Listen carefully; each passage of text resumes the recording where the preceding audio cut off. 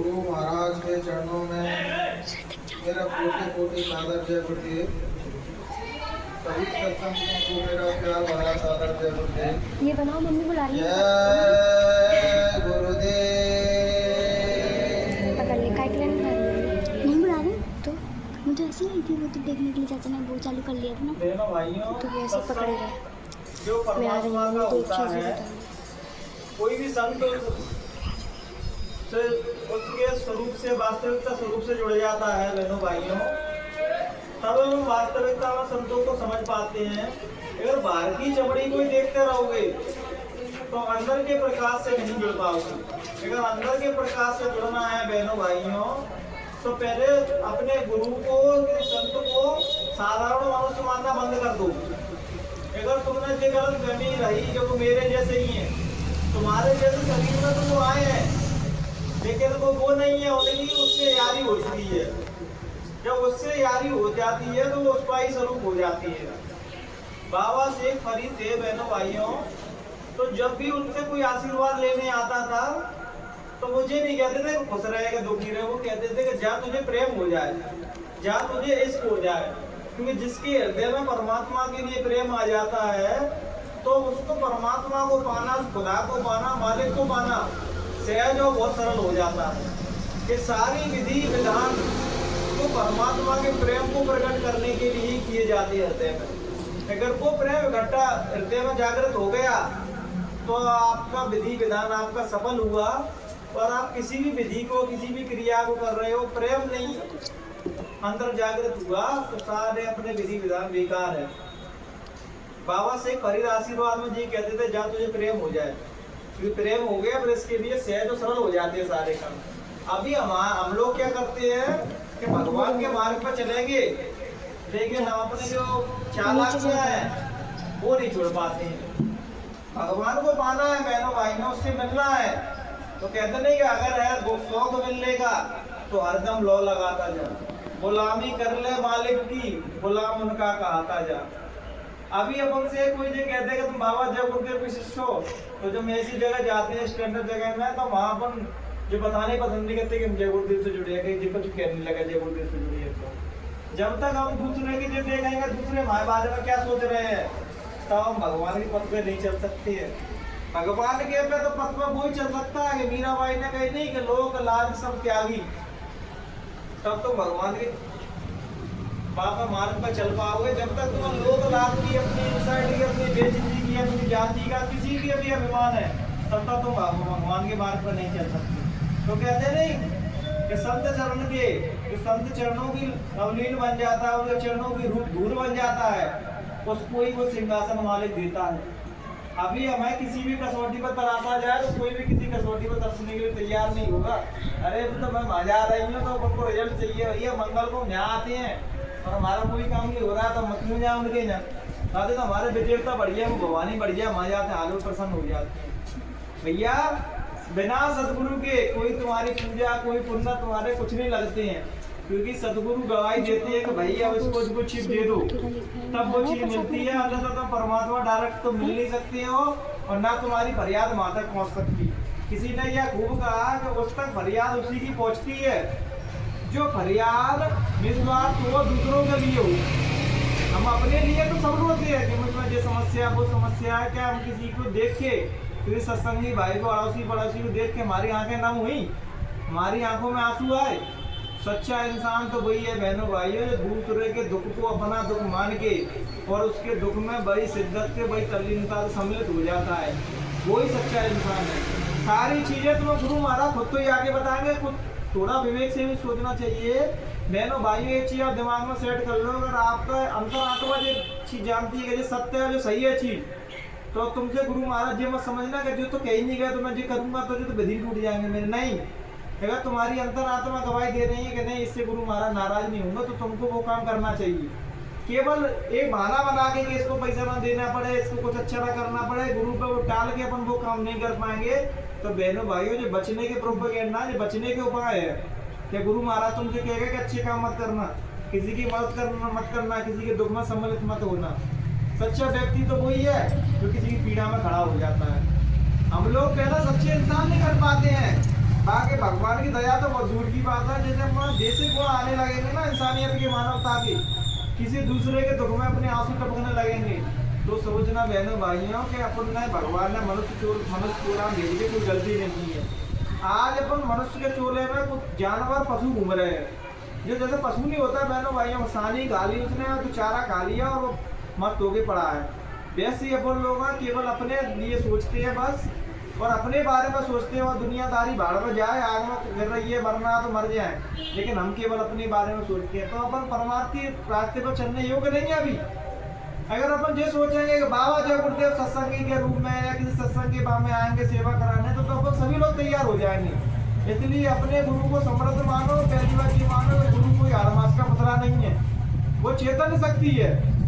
वो आज इसलिए काम कर रही है, कल इससे काम करेगी, परसों किसी और से काम करेगी।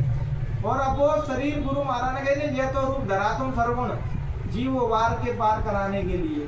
जो चेतन रूप में पंच भौतिक शरीर में बैठती है, वो जीव आत्मा को जब तक तुम्हारे जैसा शरीर नहीं होगा तो तुम चेतोगे कैसे।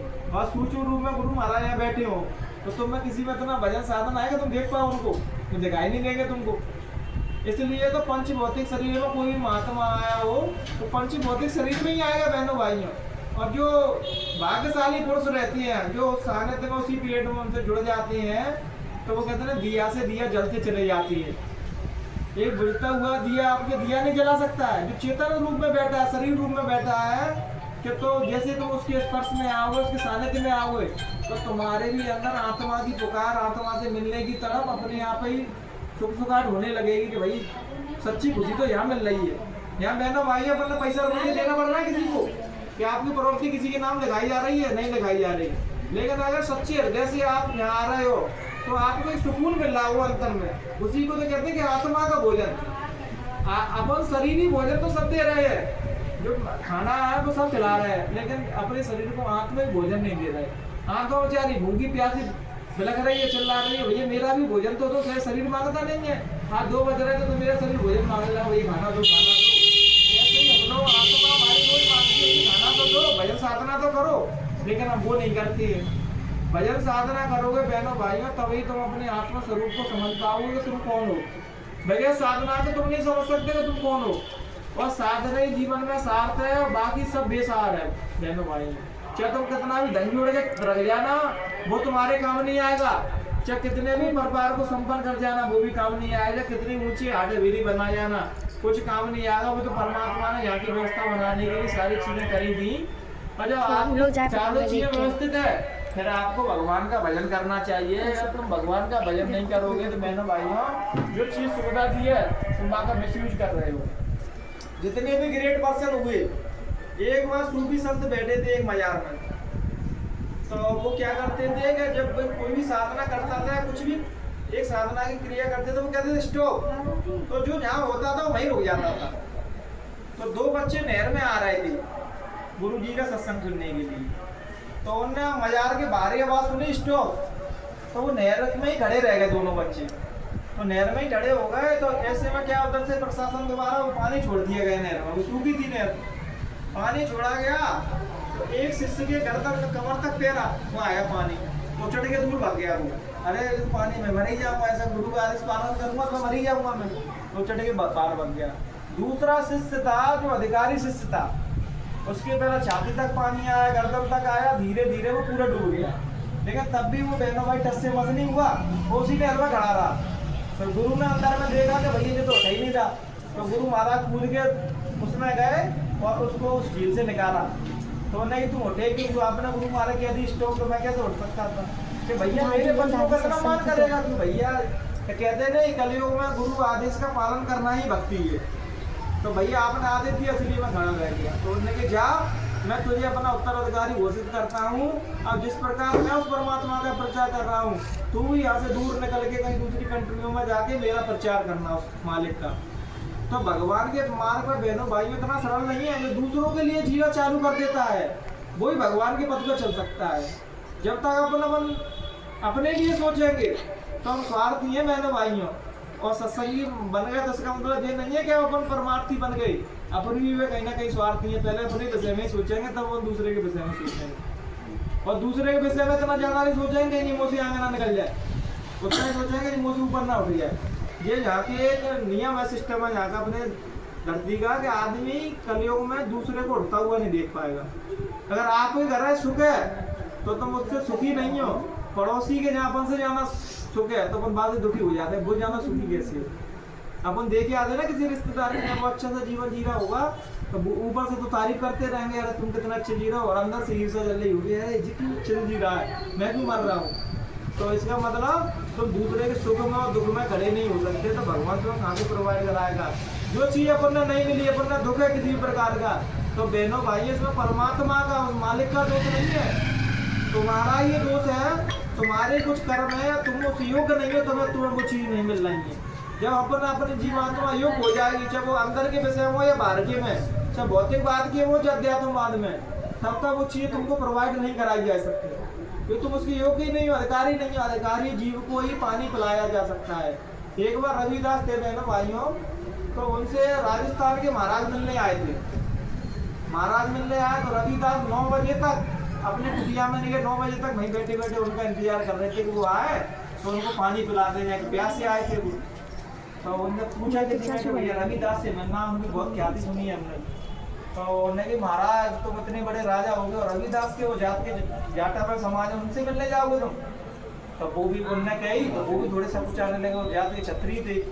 तो उन्होंने क्या किया कि ऐसा दुपट्टा था डाल लिया मुंह ढक के, और रात को जब सब जने सो जाए तब तुम जाना मिलने के लिए। उनसे देखेगा दुनियादारी तो क्या कहेंगे, तो उसके तो मिलने जा रहे हैं जाटा से, उसको क्या भला ज्ञान होगा।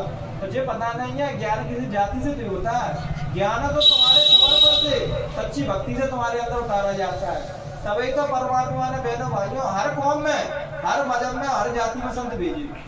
वो तुम्हें ये बता रहे हैं कि मैं जब तुम्हें भेज रहा हूँ धरती पे, तो परमात्मा सबके अंदर से बोल सकता है। कबीर के अंदर से बोला, नानक के भी अंदर से बोला, रविदास के भी अंदर से बोला, बाबा गोस्वामी जी के अंदर से बोला, सबके अंदर से परमात्मा बोला। तुम्हें ये चेताने के लिए, ये तो मैंने सिस्टमेटिकली बनाने के लिए चीज है, बाकी भगवान के जाति जातिवाद नहीं है, परमात्मा के जातिवाद नहीं है। जो करेगा वो पाएगा, मानो सीधा गणित है। तो रात को 9 बजे जब राजा गए उनके पास, तो चोरी छुपे गए, जो सोने सो गए। जब सो गए तो नहीं महाराज तुम्हारे बारे में बहुत सुना है हमने, तुमको ज्ञान को प्राप्त हो गए, तुम्हारी प्रसिद्धि जन जन तक दूर दूर तक फैल रही है। तो नहीं हाँ सही बात है। तो लो भैया प्यास लग रही होगी, उन्होंने जो छपड़े में अपने जूते वूते गाड़ते भाई तो पानी भरा और उस राजा को पिला दिया। और राजा था चालाक, उसके अंदर वो है बाबा आ गया, मैं छतरी हो गया, जाको पानी पिए वो। तो ऐसे गोवा किया उनने।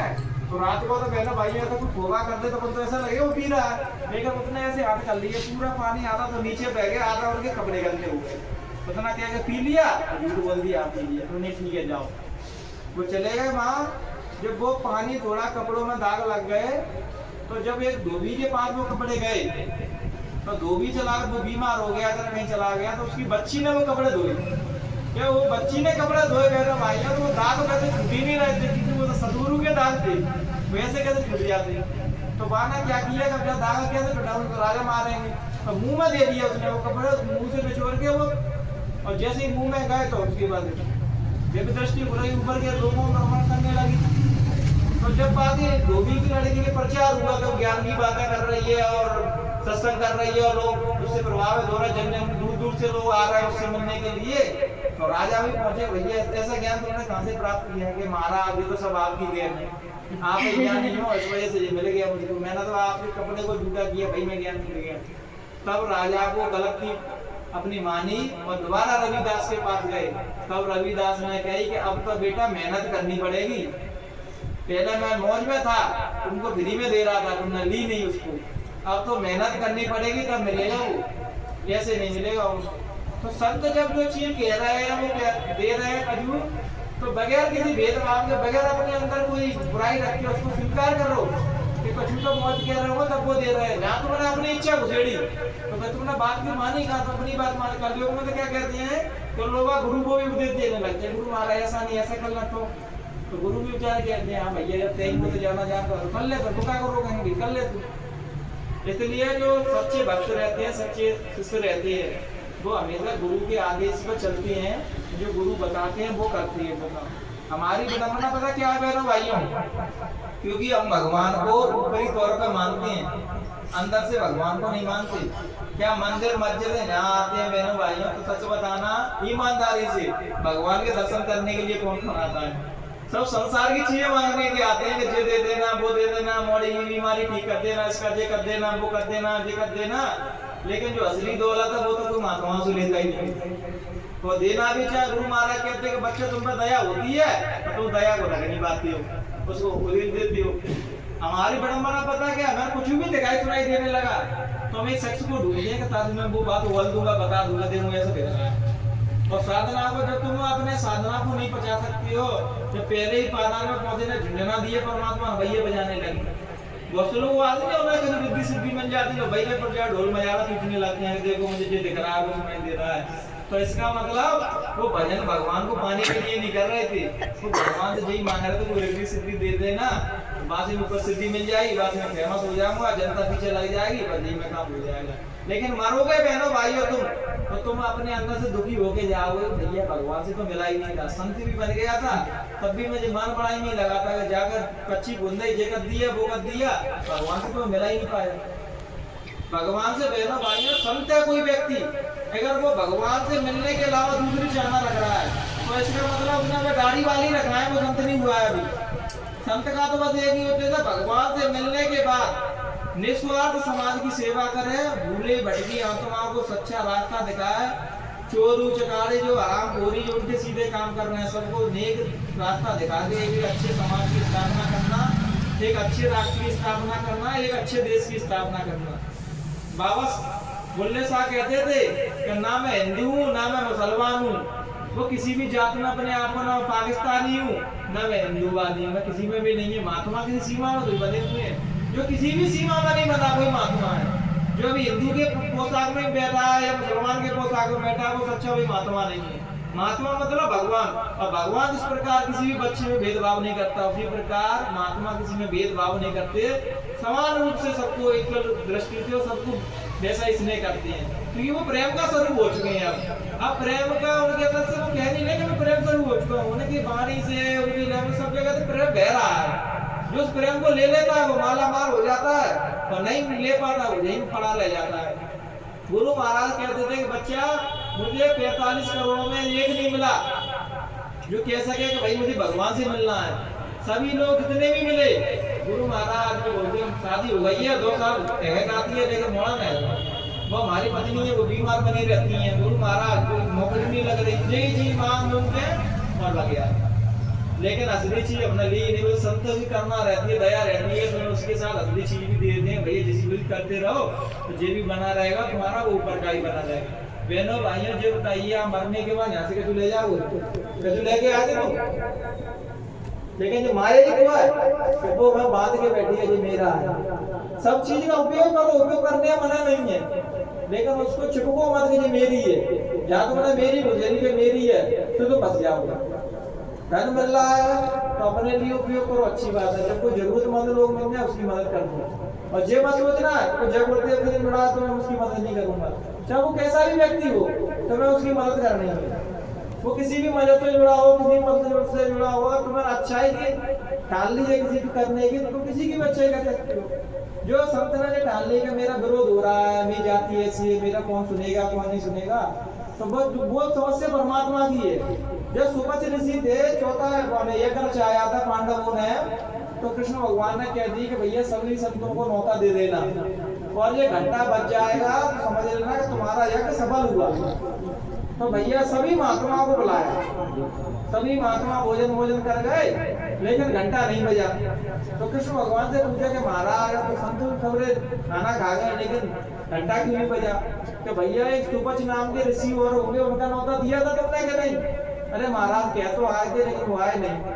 तो बोलने के भैया वो ऐसे हुई आते हैं, उन्हें तो लेने जाना पड़ेगा किसी को, तब वो आएंगे। तो जाति के थे मेहतर, तो भीम ने कही, तो भीम कहते हैं कि चलो मैं लेवा ले आता हूँ। बोलने कही कृष्ण भगवान ने कैसे मत जाना, अच्छे से जानो, वो आते नहीं है। वो नहीं आएंगे तो पीठ बदल गया उनके अंदर अहंकार था ताकत का। तो चल दिए साहब भीम, तो अपने चलूंगा तो मैं तेरे संग, वो सुपलसी कह रहे चलूंगा तो मैं तेरे साथ, लेकिन मेरी माला कुटी पे टकी है। भीम पहले मेरी माला उठा लिया, उसके बाद मैं तेरे संग रथ में बैठ के चलूंगा। तो भाई भीम ने पूरी पहलवानी में माला में दिखाई, पूरा जोर लगा दिया, लेकिन माला ही नहीं उठ रही उनसे। तो कह रहे भीम तू तो मुझे उठाने आया था, तो उसमें तो मेरी माला ही नहीं उठ रही, तो मुझे कहाँ से उठा पाएगा तू? तो बोले महाराज मैं माफ करो, तू जा, मैं तेरे संगे नहीं जाऊंगा। तो स्वयं तो द्रौपदी गई उनको लेने। जब द्रौपदी गई तो उन्होंने कही वो तुमसे प्रश्न करेंगे, 100 यज्ञों का पुण्य है तुम्हारे पास, तब मैं तुम्हारे यहाँ चलूंगा। तो उन्होंने कही कि महाराज संत से मिलने जाते हैं, संत दरस को चालिए तज माया अभिमान, जो जो पर धर्मी धरु कोटन यज्ञ समान। जब संत से मिलने जाते हैं, जितने पैर रख के जाएंगे, जितने कदम चल के जाएंगे, उतने ही पुण्यों का फल मिलता है। तो महाराज मैं तो तुम्हारे का कईयों कोस पैरों चली हूँ, वहाँ मैं तो भैया तुम अपने 100 यज्ञों का पुण्य निकाल लेना, बाकी का मुझे दे देना चलने से। तो अब सुबह जी समझ गए कि ये विद्या इनको कृष्ण ने दी है, क्योंकि उस कृष्ण के साले तो मैं थे। तब वो जब सुबह ऋषि को लेके चली गई, तो उनको 56 प्रकार के व्यंजन दिए गए थे। तो उन्होंने क्या किया कि भाई संत का जाने स्वाद मार, सारा का बंद करके बड़ा कोई बोल दिखाने लगे। तो बोले कि अंदर एक बेचारा है तो साला बेहतर ही देखा जाना व्यंजनों का स्वाद लेना। तो उन्होंने खा लिया, तब भी घंटा नहीं बजा। तो कृष्ण भगवान को कहने लगे कि भैया माधव अब तो इनने भी भोजन कर लिया, तब भी घंटा क्यों नहीं बज रहा है? भैया ये गलती हुई है, 540 ये कहने लगी थी भैया तो मैं तरह ये का जाने खावे को स्वाद। तो जा पहले उनसे माफी मांग के आओ। तब माफी मांगी उनसे, तब वो परमात्मा का घंटा बजा। तो इसलिए बहनों भाइयों संतों का दर्जा उस मालिक से ऊपर है, वो भगवान से भी ऊपर है। कहते हैं संत वचन पत्थर की लिखा, मोर मुकुट क्या पड़ जाएगा। संत उसके आसक्त हुए और इसलिए उनके अपने वचनों को सिद्ध इसलिए भगवान इसलिए करते हैं परमात्मा, क्योंकि ये अब एक ऊपर डिपेंड है। जब इसके वचन सिद्ध नहीं होंगे तो क्या मानेगा कौन? कोई मानेगा क्या? ये बहनों भाई कलयुग चल रहा है, यहाँ तक तुम एक आदमी को दोगे नहीं मुट्ठी भर के, तब तक वो तुम्हें आधी मुट्ठी देगा नहीं। ये कलयुग का नियम है, जो तुम्हें एक मुट्ठी उसको दे दोगे तब तो वो तुम्हें आधी मुट्ठी वो तुम्हें देगा। तो इसलिए संत महात्माओं का वचन वही पूरा करता है। भगवान कहते हैं कि भैया एक बार क्या हुआ, बाबा गोस्वामी जी कथा करते थे, राम कथा। तो एक सेठ जी उनके पास आए तो कहने लगे महाराज हमारे संतान का सुख है कि नहीं? तुम तो राम जी से डायरेक्ट बात करते हो, राम जी से तुम मिलते हो। तो उन्होंने कहा ठीक है मैं भगवान जी से पूछ के तुम्हें बताऊंगा कि इनके पुत्र सुख है या नहीं। तो भैया उन्होंने रात को भजन पर बैठे, भगवान जी से बात हुई। तो भगवान जी ने कही मैं अभी पूछ के पत्रा में देख के उन्हें माँ की जो हुआ उसमें देख के बताता हूँ इनके जीवन में पुत्र सुख है या नहीं। तो माँ के भैया पेज पलटे तो माँ ने देखा इनके अभी क्या 7 जन्म में पुत्र सुख नहीं है, कह दो उनसे। तो सेठ जी ने कह रही महाराज राम जी ने तुझे कह दी है जन्म का 7 जन्म में पुत्र सुख नहीं है तुम्हारे, क्या आप? और ये सेठ जी भी निश्चित हो गए और अपने काम देने में लग गए। और भैया ऐसे ही संत महात्मा की सेवा करते थे, लगे रहते थे। एक बार माँ से एक फकीर निकला चिल्लाते हुए जा रहा कि 1 रोटी खिलाएगा उसके 1 पुत्र, 2 रोटी खिलाएगा उसके 2 पुत्र। तो उन्होंने कहा पुत्र तो होंगे नहीं, कहता हूँ दिखावे क्या कर रहा है, तो ऐसा करो जब भरपेट करा दो, होगा तो कभी नहीं, भगवान ही मैंने करते तो जी करते करती है।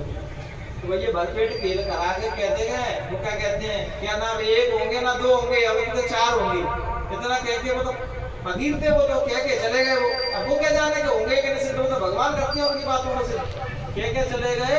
और ठीक 2-3 साल में उनके 1 नहीं 4 पुत्र हुए सेठ जी। और जब वहां से एक बार गोस्वामी बाबा निकल रहे थे, वो बच्चे खेल रहे थे। तो बाबा सोच रहे आस पड़ोस के आ गए, उनके सेठ जी के तो होंगे ही नहीं बच्चे, तो सेठ जी कहाँ से आएंगे? तो देख के उन्होंने कहा कि महाराज ये बच्चे तो पड़ोसी नहीं होंगे, पड़ोसी खेल रहे होंगे। नहीं महाराज ये तो हमारे ही है बच्चा। और तुम माने झूठ बोले कि भगवान कह रहे 7 जन्म में नहीं है, देखो ये तो 4 घूम रहे हैं। तो उनको बहुत बुरा लगा, उन्होंने भगवान ने मेरी बात को झूठा कर दिया, मैंने तो इनसे कह दी थी कि 4 होंगे, ये पूरी होगा, जगह 4 घूम रहे हैं। तो संजय भजन पर बैठे राम जी से बात की, तो राम जी कहते हैं उनसे कि लिखा तो उनके ऐसा ही था कि 7 जन्म में नहीं होंगे, लेकिन तुम क्या देते तो है याद हो गया, लेकिन तुमने हिम्मत दिखाई नहीं, तुमने कहा नहीं।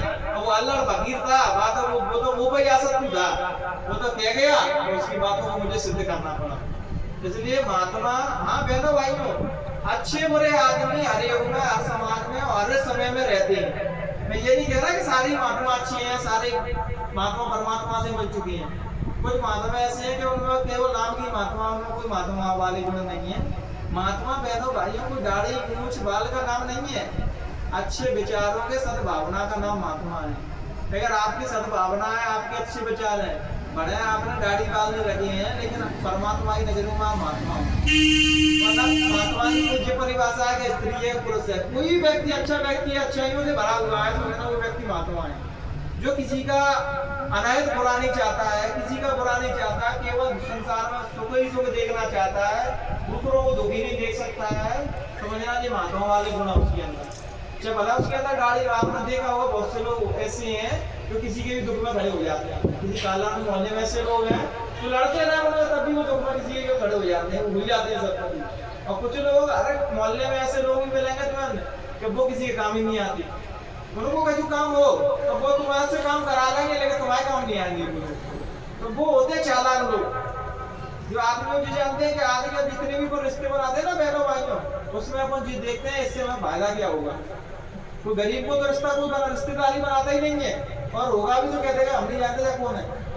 आजकल वो रिश्तेदार भी उनको ज्यादा अहमियत देते हैं जिससे हमें भी फायदा होगा। और जहाँ बताओ ये हम फायदे का सौदा देख रहे हैं बहनों भाइयों, तो भगवान से क्या मिलेगा? भगवान के मन कभी प्यारे नहीं बन सकते। जिसका कोई नहीं है उसका हाथ पकड़ना है अपने।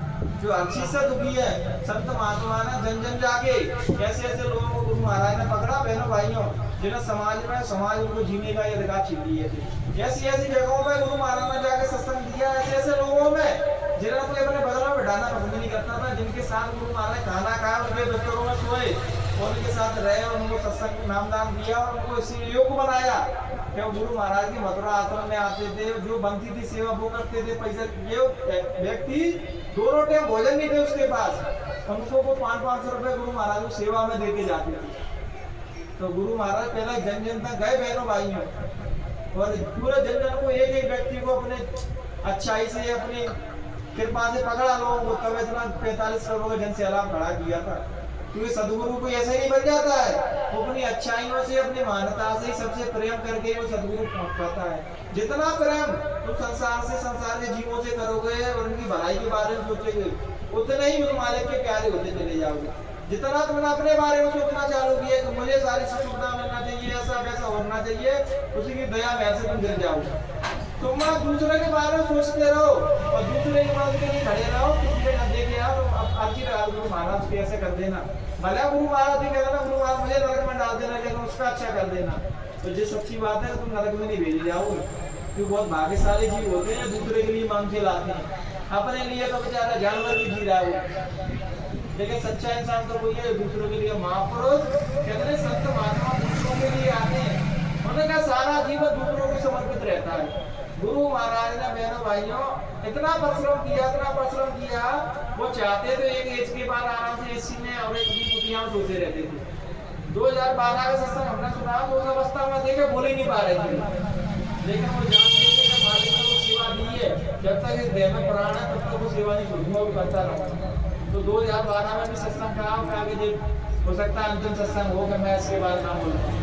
ऐसे ही तो अपन लोग हैं बहनों भाई, हमें अपने जो भगवान ने कर्म दिया उसको मेहनत ईमानदारी से जीवन भर उसको निभाना है, और उसी में से जो सत्पुण्य हम कर पाए वही हमारे साथ में जाएगा बहनों भाइयों। हमारे घटा में कच्चा सामने नहीं जाएगा, जो हमारे लिए रो रहा है सच्ची आंखों से समझना तुमने कुछ कमाया तब वो रो रहा है। जो कहना आज नहीं खाई हमारे को तो खराब आदमी ना तो आज तो हमारे नाम को निंदा नहीं करता, हमारे टाइम में गाली देना बढ़िया रहे हमारे को। तो ऐसे इंसान जाना पसंद है तुम लोग, बढ़िया रहा मर गया। कैसे इंसान के तुम्हारे लिए गुरु महाराज का आपको तरफ से लोग हुए, तो बच्चे छोटे छोटे बच्चे स्त्रियां बुजुर्ग बेचारे ऐसे रो रहे थे उनके लिए, क्योंकि वो यहाँ से कुछ चीज कमाने गए थे जो सबको कमाना चाहिए, लेकिन हम भूल जाते हैं माया के बंधन में आके सब कुछ भूल जाते हैं। देखो निर्गुण में लगे रहते हैं, जागी बुलाई बागी भलाई, जागी निंदा बागी चोरई, मतलब जो तुम्हारे सामने जाएंगे। 4-4 घंटा आदमी बुराई निंदा कर सकता है किसी की, लेकिन 1 घंटा भगवान का भजन नहीं कर सकता, क्योंकि मन उनमें रमा हुआ है। उसमें बात थकान होगी, ना भूख लगेगी, ना कुछ नहीं लगेगा उसको। और भगवान का भजन कहते हो नींद आ जाएगी, पैर में दे जाओ आके, तो जो कहना वो कहीं ना गुरु महाराज कल रोटी खाने में तो नहीं करते अपने बार रोटी आज निकाल खाओ। ये सारी चीजें अपन कर रहे हैं तो बहनों भाई उसको याद भी करते रहो। हाँ, याद करने का कोई टाइम नहीं है कि तुम इतना ही देर करना है, जितना तुम बैठ पाओ रोज उसको याद करो, कैसे तुम्हारी आज भी उसके याद लगती रहे, वही बैठ रहा है। दिखाई सुनाई तो बहुत ऊंची चीज है, हम बैठ रहे हैं इस समय ना मालिक की बहुत विशेष कृपा है, रोज बैठ रहे हैं। रहा है उसको देर अवेर सवेर कुछ ना कुछ दिखाई भी देगा, सुनाई भी देगा, सब होगा। लेकिन जी है जो आज बैठ रहा है 10 दिन आज छुट्टी कर दी, वो बैठ भी रहे बहनों भाई, वो तो गुरु महाराज के समय में भी का आगे भी बना रहेगा कि भाई आप लोग आए, आपका कुछ अच्छा हुआ, भला हुआ, 2-4 लोगों ने आप पकड़ लिया होगा, वहां चलना भैया सत्संग सुनाते हैं, आपको भी जीवन सुधर जाएगा और आप सुधारेंगे जीवन। मुझे पता है आपके दुख खत्म हुए, सारी सुविधा दी आपको भगवान ने, तो तुम भजन सब भूल जाओगे। इसलिए एक एक दुख भगवान ने सबके जीवन में लगा दिया है ताकि तुम उसको याद करते रहोगे वह दुख के कारण। अगर तुम्हें सारी सुविधा दे दी गई तो तुम ताकि भगवान कैसे गुरु गुरु हो, किसी को नहीं मानती, हमका वही गुरु है वही भगवान, तो खुद ही बन के बैठ जाएगा। इसलिए एक एक जगह थोड़े थोड़े सब दुखी व सुखी परमात्मा के दास, जो भगवान का दास है, भिखारी है वो, तब भी कहता है मैं शहंशाह हूँ। अपन सब कुछ होने के बाद भी क्यों रो रहे हैं, 2 टाइम भोजन मिल रहा है, पहनने के लिए कपड़े मिल रहा है, मकान मिल रहा है, क्यों रो रहे हैं भगवान के लिए? भगवान जी वो दे दो, वो दे दो, दे। अरे तुम यहाँ आए हो वैसे मांग लो, तो तुम्हें कुछ भी चीज मांगने की जरूरत नहीं है। वो परमात्मा तुम्हारी एक एक प्रकार को ना किसको क्या चाहिए, और तुम मांगोगे तो तुम हिसाब कर रहे हैं तो उनको कुछ नहीं पता, तो मांग रहे हैं, तुम्हें सब कुछ पता है। तुम तो बस अपने यहाँ हाजिरी देते चलो, बाकी तुम्हारे काम अपने यहाँ परमात्मा बनाते चलेगा। तुम खुद ताजुब करोगे हमारे काम के अपने यहाँ भौतिक क्यों चाहे अध्यात्म क्यों, सब काम तुम्हारे अपने यहाँ बनाएंगे। गुरु महाराज कभी नहीं कहते थे कि मैं चमत्कार कर दूंगा, मुंडी आते दूंगा तो कुछ हो जाएगा, नहीं। तो सत्संग में आओगे, सत्संग की धारा उनकी आंखों से जो गुरु महाराज तुम्हें देख रहे हैं, तुम उनको देख रहे हैं, जिनमें बहुत कुछ हो जाता है। तुम तो बस श्रद्धा भाव से, वही भाव से आओ कि हम एक परमात्मा जो एक इंसान के अंदर से बोल रहा है, हम उसको सुनने आ रहे हैं। जब भी अपन एक अच्छे हृदय के साथ, पवित्रता के साथ कोई बात बोलते हैं, जब काम वासना से बुराइयों से ऊपर उठ के कोई व्यक्ति बोलता है, तो समझना उसके अंदर से परमात्मा बोल रहा है, वो नहीं बचा है उसके अंदर से, वो परमात्मा उसके अंदर से जाग रहा है। वो इंसान तभी तक है तब तक उसके अंदर बुराइयां बिगाड़ भरे पड़े हैं, जो अपने बिगाड़ उसके खत्म हुए नहीं तो वो परमात्मा का स्वरूप हो जाता है। तो वही तो संतों ने कही है ब्रह्मास्मि, मुसलमान संतों ने कही अनलग मतलब मैं ही खुदा हूँ, और हिंदू संतों ने कही है ब्रह्मास्मि मतलब मैं ही परमात्मा हूँ। तो बहनों भाइयों ने अहंकार में आगे नहीं कि वो भगवान है, वो इसलिए कह रहे करुणा बस दया बस उनके अंदर से निकलता जा रहा। जब एक संत को, दूसरे संत को फांसी पर लटका दिया जा रहा, तब भी उससे कहा जा रहा था कि अभी भी कह देगा तू भगवान नहीं है। तो वो कह रहा भैया जो भगवान कहने वाला है वो भी मैं नहीं है, वो भी और कोई है, और तुम जिसको मार रहे हो मैं तो हुई नहीं है। जिसको तुम फांसी दे रहे हो, फांसी पता कैसे दी गई थी उनको, फांसी अनालग को, तो उनके पैर काट दिए, हाथ काट दिए दोनों, तब उनको फांसी पर लटकाया गया था बहनों भाई। तब भी हंसते हंसते क्या कह रहे कि जिसको मैं देख रहा हूँ उसको कैसे भी तुम देखने लगो, तो तुम भी समझ जाओगे। शरीर को मार रहे हो, शरीर को काट रहे हो, शरीर में हूँ नहीं, मैं तो आत्मा हूँ। और अब मरने के बाद सब देखते हैं भाई मर तो शरीर रहा, जो जलाने जा रहे हैं वहीं डरेगा, अपने शरीर को जलते हुए देखेंगे तो जल रहा है मेरा शरीर। जो मुझे मेरे बच्चे उठा के ले जा रहे हैं कंधे पर, राम नाम से बोलते जा रहे हैं, और मैं तो उन्हीं के संग चिता के संग चलता है जी, क्योंकि जो परमात्मा के यहाँ साक्षात हो जाता है फिर उसको नहीं भेज दिया जाता है, और जहाँ के दिमाग सारे क्रियाकलाप हो जाते हैं फिर उसको उसकी यात्रा को भेजा जाता है। जो जैसी कर्म करता है उसको वैसा ही फल मिलता जाता है। लेकिन अपने लिए ये नियम नहीं होगा। बहनों भाई अपन सदगुरु की संतान है, अपन सदगुरु की गोद लेने आएंगे। प्रथम जो तुमसे नाम दान दे गए हैं जिस स्वरूप में, और जिस भी स्वरूप ने आपने अंतर में बैठाया है वो वही स्वरूप में आएंगे, उसका कोई नाम नहीं है ना कोई स्वरूप है। अगर आपने इस स्वरूप को मांगा तो इस स्वरूप में ही आएंगे, और किसी और स्वरूप में उसको देख रहे हैं तो वही स्वरूप में आएंगे। कि लाज तो उन्हें अपनी लगनी है, तो मैंने जो अंतर में अपने विश्वास जगा रखा है, वो विश्वास की लाज रखते हैं सदगुरु। ये उनकी कसौटी पर एक भी कोई खरा नहीं उतर सकता है, कोई भी उनकी कसौटी पर खरा नहीं उतर सकता है। ये तो उनकी दया है जो तुम्हें दे रहे हैं, उनको फ्री में तो बांट रहे हैं। ऋतिक चाचू, ऋतिक चाचा, तो इन्हीं विचारों के साथ अपनी वाणी को यहीं विराम देंगे। बहनों भाइयों किसी भी प्रकार की त्रुटि रह गई हो, गलती रह गई हो, तो अपना बेटा अपना छोटा भाई समझ के हमें माफ कर देना। जय गुरुदेव।